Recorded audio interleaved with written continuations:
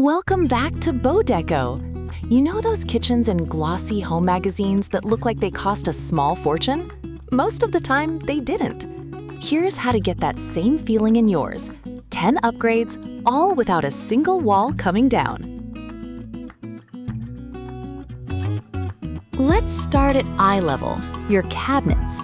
A two-tone paint job, light up top and something deeper down below, turns a flat single-color kitchen into something that looks custom-built.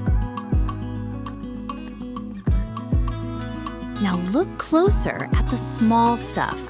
New hardware, a touch of brass, a little more sculptural in shape, might be the cheapest fix on this entire list, and it's often the first thing guests actually notice. Here's a trade worth considering. Pull down a section of upper cabinets and swap it for open shelving.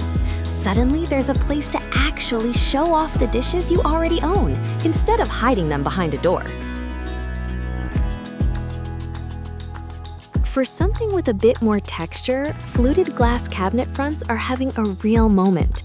That ripple detail adds instant character, while whatever is actually stored behind it stays politely out of view.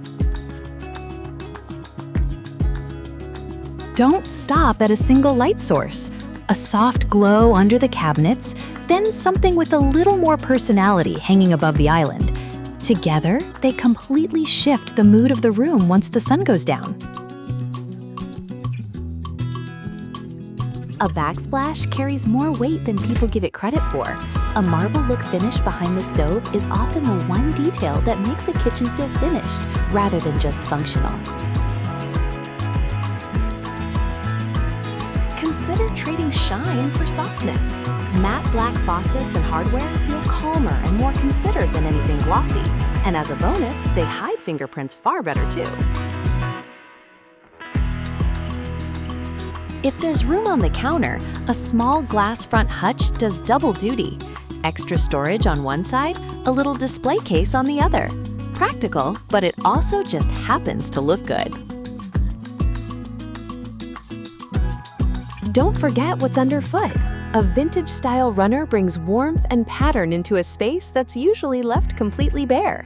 A small, inexpensive way to make the whole room feel more considered.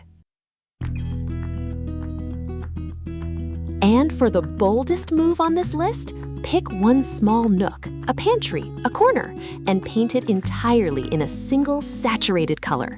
Walls, trim, cabinets, all of it. It's dramatic in the best way, and it costs little more than a few cans of paint.